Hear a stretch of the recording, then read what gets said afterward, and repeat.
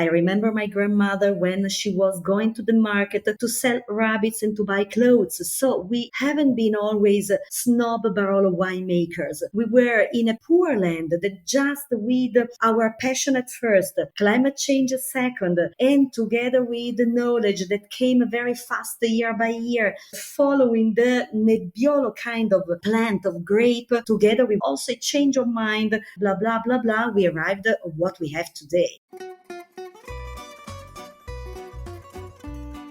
Welcome to Wine, Food and Travel with me, Marc Millon, on Italian Wine Podcast. Listen in as we journey to some of Italy's most beautiful places in the company of those who know them best, the families who grow grapes and make fabulous wines. Through their stories, we will learn not just about their wines, but also about their ways of life, the local and regional foods and specialities that pair naturally with their wines, and the most beautiful places to visit. We have a wonderful journey of discovery ahead of us, and I hope you will join me.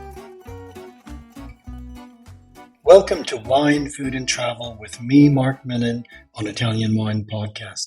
Today I'm delighted to continue a special sub-series that highlights the winners of the prestigious 5-star Wines and Wine Without Walls competition that took place in April, just prior to Vinitaly 2024. Those wines that scored more than 90 points were awarded certificates and have been included in the 5-star Wines and Wine Without Walls 2025 book, while the very best wines in each category were singled out for special awards.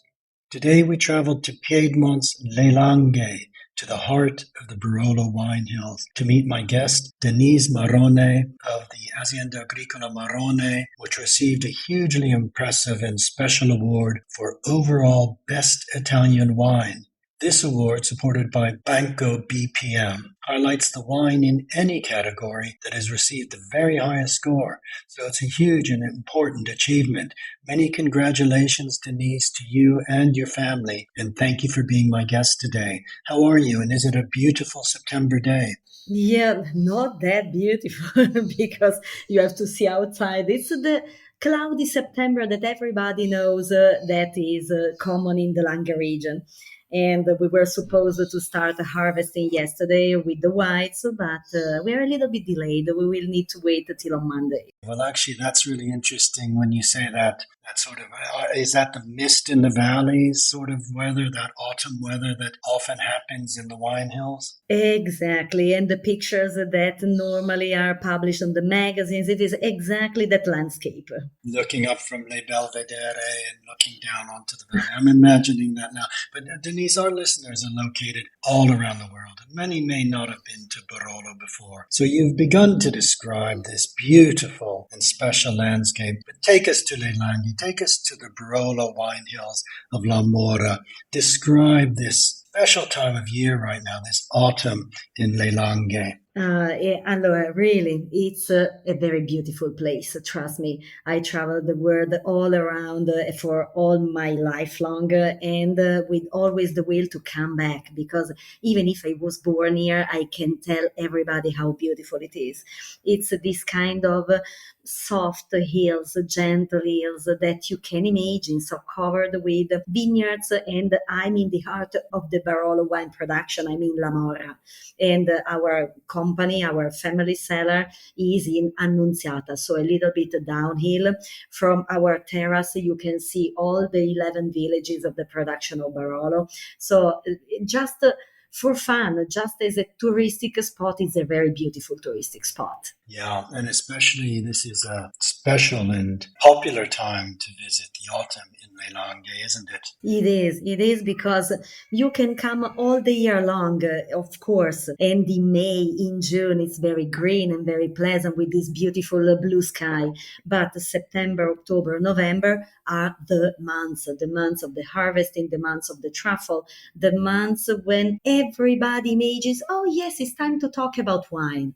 And this is why from 2 days ago, we keep our cellar open for the visitors 7 days a week because of that, because we love to welcome people coming here, traveling the world to visit our landscapes. Okay, great. Well, we'll talk about wine hospitality and also about those truffles that you mentioned a little bit later. But Denise, let's start with learning about the long family story of the Marrone family winemaking in Barolo. We're going back to the early years of modern Barolo, to the start of the last century. Is that right? It is, because my grandfather arrived here in Barolo, in Annunziata, in the village of La Morra, more or less in the 50s, having the idea that Barolo would start to be so special, so precious as it really is nowadays. Our family comes from a small hamlet close to Alba called Madonna di Como, so it was winemaker since ever. We can find documents written dating last 1800, 1890, something like that. But then, step by step, a little bit of whites and the Nebbiolo and the Barbera to come here in Barolo in those years, in the 50s, and always with the love and with the will of making better wines, because Barolo at the beginning was hard to understand. The weather was not the weather that we get today, and so the tenants were green. It was a long way to follow to arrive to the quality that we know and we love today. Denise, that's a really interesting story because I think it's very important.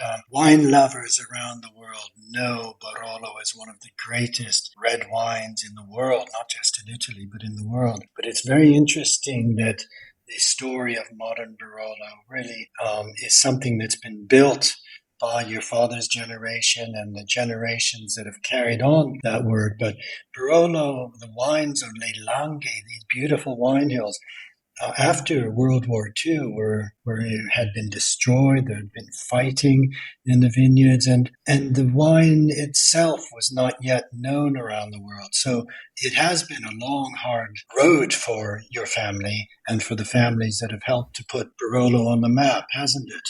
Yes, you are totally right. I'm not 3,000 years old. I'm 45 in a month. But on my skin, I could feel this story taking shape, because I remember my grandmother when she was going to the market to sell rabbits and to buy clothes. So we haven't been always snob Barolo winemakers.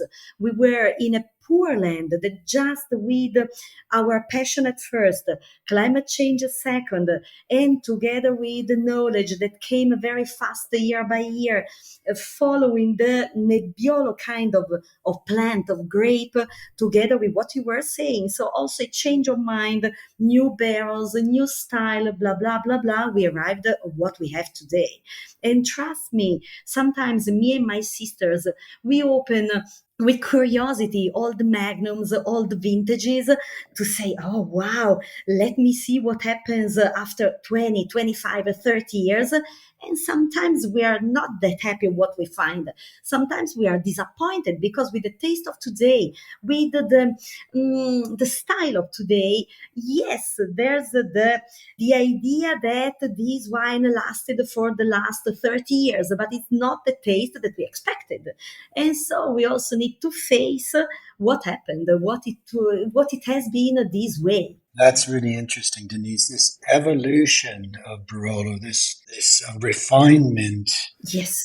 into this wine that is so wonderful and loved around the world, but which began as a harder style of wine with those harsher tannins that you mentioned, but still the belief that your grandfather had that this land had the capacity to make truly great wine. Totally. And yeah, consider, for example, something like that. But the Bussia, the one that got the award, and the beautiful award, so we are very proud of it, arrived in this style and in this way only through the years, because at the beginning, our small part of the Bussia was a little bit shadowy. And so there was too much water. That it is what helps today to get this kind of quality, because with this more water underground, now we have healthy plants, what my dad loves to say, happy plants, that can give us good grapes, beautiful grapes, from where we can get the quality of the Barolo that we bottle, but only nature has changed to help us to follow this style and this line. Because if not, in the cellar, my younger sister Valentina, she's the enologue at home, but she's not making any magics. So if she doesn't harvest what we need, we can do nothing. Okay, so it's an evolution in the mentality of the winemakers, but also it's the change in climate as well has helped to evolve the wines. So many things bringing together, as always, to result in great wine. Now, you've mentioned your sister, is it Valentina, Yes. who is the winemaker? Introduce us to the rest of your family who are working with you today. We are a special family in winemaking because we are all sisters. Of course, Dad will be here forever. I will be retired before him, but he's only making what he likes. So sometimes he go to the vineyards and he spend the full week in the vineyards.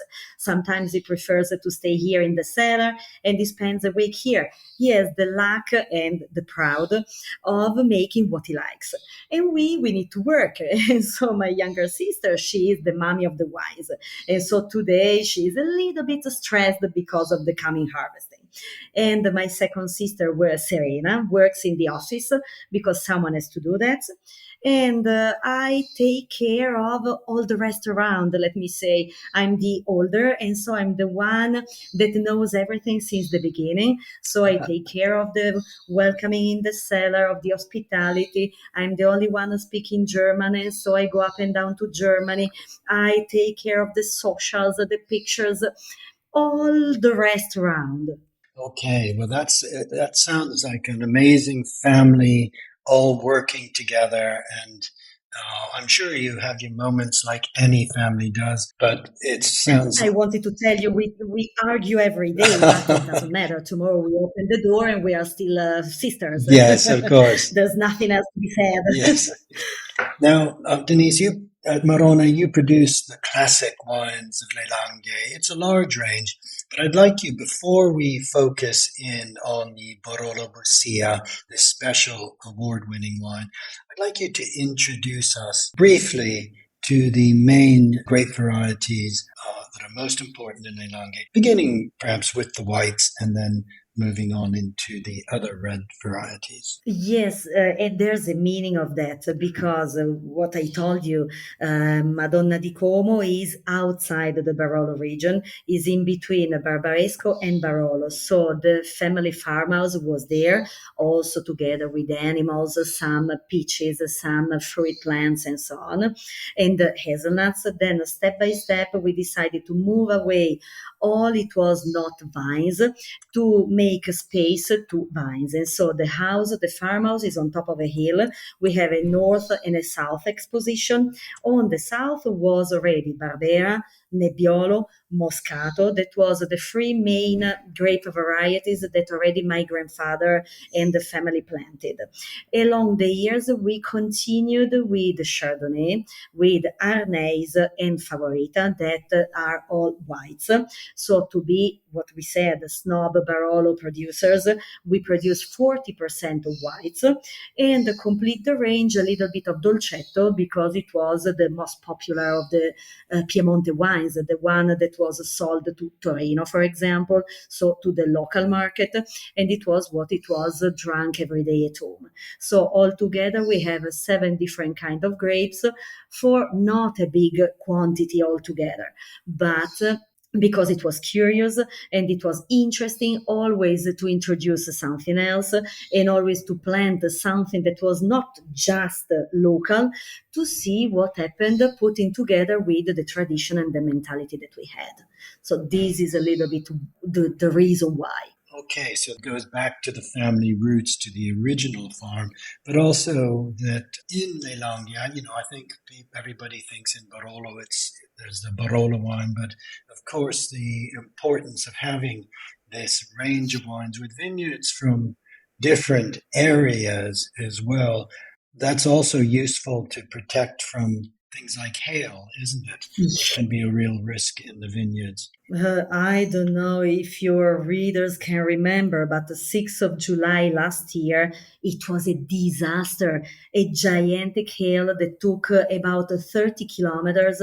So one of the biggest. My dad remembers it happened 8 years ago.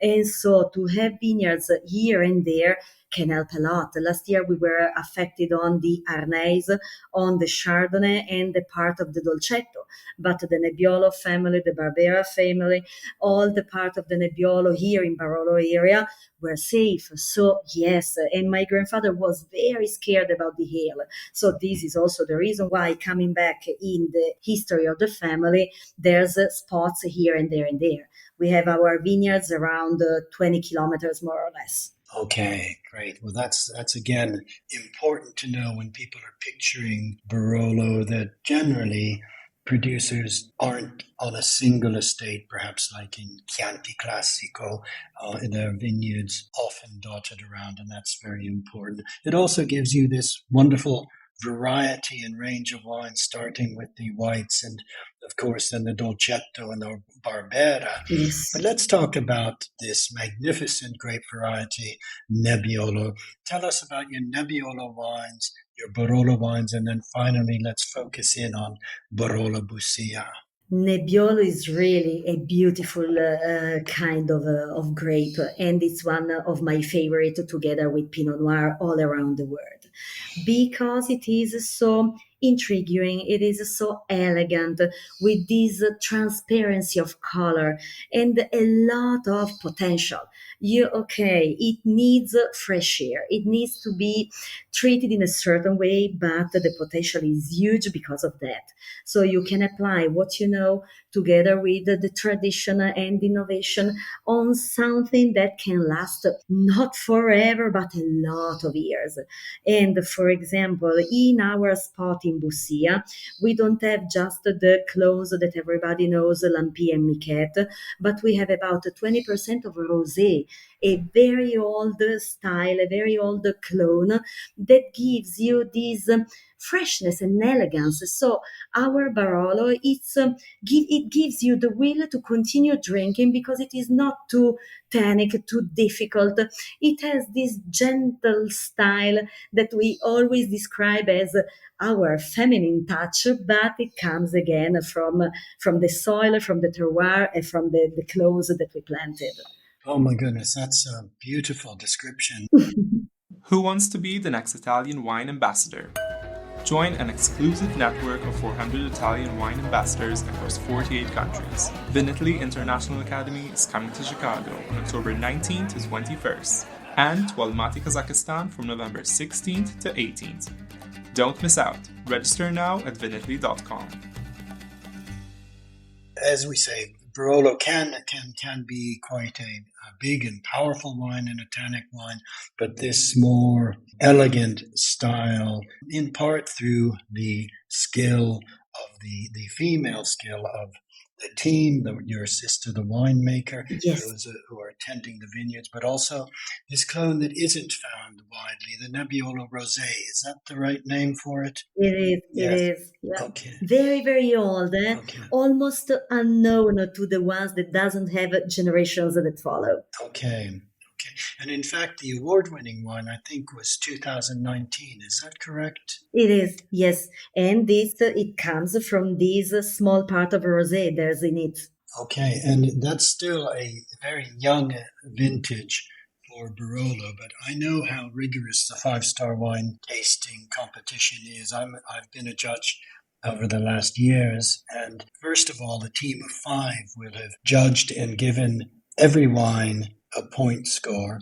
And the top wines, the very top wines, get tasted again and possibly again, certainly for an award this important. So the head of the head judges, that team, will have tasted this. And this wine received 97 points. So it's a huge achievement and an accolade, and you all must be very pleased with it. Oh, a lot. And there's again another very nice story behind because we got the same award for the same wine already vintage 2013. That was the second year that we decided to bottle the Bussia alone, only in 2012 because of the climate change. What we already said, we started bottling a small part of Bussia by itself. And so getting the same award after years on the same wine, my sister was walking half a meter from the soil because one time it can happen, but the second time is really that the confirmation of what you made was a good job. Yes, certainly, absolutely. Now, Denise, I'd like to turn to another treasure of Les Langues, and that is the cuisine, the foods. I think that it's one of the richest and most delicious of all of the many delicious cuisines in Italy. There are a lot of very special plates, and as you say, we're coming to a special time of year. So, can you perhaps highlight a few very typical foods of Les Langues and how they pair with some of your wines? We need a couple of days of recording, but We do. We do. to make a summary, allora, this year, me and my mom, we received the award for 30 years in enogastronomy, so serving wine together with food. So again, it's quite a while that we are serving our good recipes together with our wines. And what we always see today, our restaurant, our inside restaurant is pretty big and more than happy to welcome people coming from all around the world. But what we see and we can't change in our menus are at least four different dishes that everybody knows also without a translation. And it is vitello tonnato, tagliarin, brasato al Barolo, and bunat. So this is the traditional menu, and we tried many times, at least in August, not to serve the brasato, but there's no way. And when we cook together with the guests that come from our cooking classes, and we put two bottles of Barolo in a piece of meat, they are astonished and they can't believe what we are doing. But without pouring this good Barolo into a good meat, there's no way to make a good recipe. Okay, those are wonderful four dishes, classic dishes, and I'm imagining them in the beautiful setting that you serve them in this dining area overlooking the vineyards. Is that right? It is. This summer we opened also outside, so we had only four tables, but who cares? On a balcony, and so with the sunset and with the vineyards outside, and we had a beautiful weather in all August month. It was very, very nice. Trust me. Oh, that sounds wonderful. Now let's go into each of those dishes in a little more detail with the wine pairing, starting with vitello tonato. Vitello tonnato we generally pair with two of our wines, a white and or a rosé.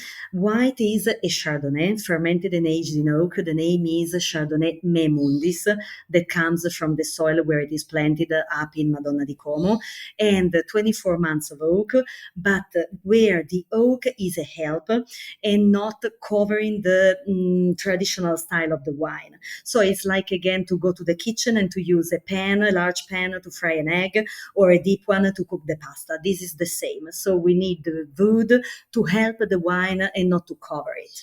And it is a very beautiful white. We made a vertical tasting going back till 2014. So 10 years of a Langhe Chardonnay. And we were very surprised and very happy. And the rosé is a Nebbiolo rosé, of course. Could you doubt it?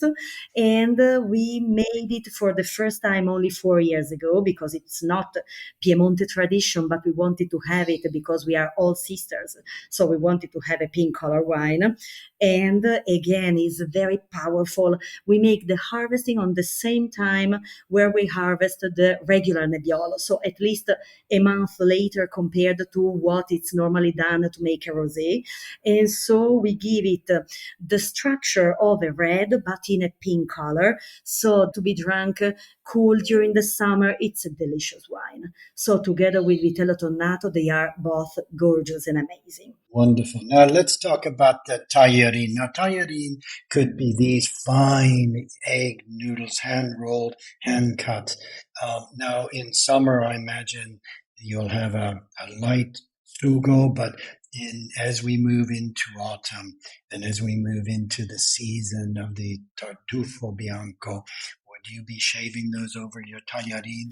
Definitely. The tartufo menu is still out, and what there's in tagliarin al tartufo. Of course. Of course. And what would be the wine to pair with that? For the pairing, I can imagine our Barbera Superiore. So the eldest vineyards that we have, they are 65 years old.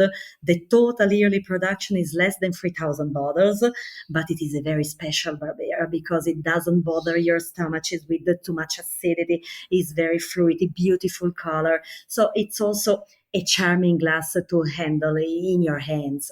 And it reminds what it has always been, a good glass of Barbera together with a pasta dish. Okay. And then, of course, with that wonderful Brasato al Barolo with the 2 bottles of your beautiful wine used to cooking with. It makes always me laugh. Yes. You can only do this in a wine producer's home, I think, to make the real Brasato al Barolo, because the Barolo is the really good Barolo going into cooking. Yes. But then, while cooking or while sitting and enjoying, you can drink it as well. And so, Barolo, for example, Of we don't course. have only, it's not just the meat that drinks it. Of course. And in the Barolo range, we have 3 of them. The Bussia is the most special and most precious because what we were saying is a single MGA and a very limited production. But the other 2, the PKMA and the classic, the regular Barolo, come from a combination of 2 territories. Again, MGA, declared MGA, Bussia and Ciocchini on the village of La Morra. And they are just more personal because when you mix, you can put in your hands and what you like. So Bussia speaks about nature and terroir, and PKMA and Classico speak about Marrone family. Okay, that's really good to know, because I think that's, again, the MGAs, the single vineyard Barolos, add such a level of interest to people that really love Barolo and want to find the unique personalities of terroir. But as you say, the wines that do combine grapes from maybe different areas or different vineyards speak of the personality of the family of the winemaker. Totally right. Now, the final dish, was it Bonnet? Yes. That you mentioned? We must mention that. It's something I love. Explain what it is and what wine you like with that. It's very simple. It's milk, chocolate, amaretti biscuit, a spoonful of Barolo chinato, oven cooked like a flan, like a pudding, and it's delicious. Those are all poor ingredients because they come from every single farmhouse, and it was the Sunday dessert for all the families here in the region, and it is very good served with the Moscato. That's why my grandfather already planted Moscato, because again, it's not that traditional in the region. Yes, more in Asti part of our area, winemaking area. And so Moscato has only 5% of alcohol. So it was the first wine sipped, drank also by the kids. Because here, 4 or 5 years old, you still start drinking something. There's not the forbidden wine. Okay, let's start, put a finger in, and it is where everything starts. Okay, that's good to know. My daughter, when we were writing books and traveling, Moscato was her favorite wine from when she was very young too. Yes. But then she reached a certain age where she preferred Barbera. See, but then, yes, while growing up, the line is that one, from Moscato to Barbera to Nebbiolo to Barolo, so Yes. always more expensive. Yes, that's right. Denise, it's been wonderful meeting you and talking to you this morning. You've taken us, you've taken me, you've taken our listeners directly into the heart of Le Langhe, into that beautiful Barolo wine hills, and into the Marrone family cellars and heart.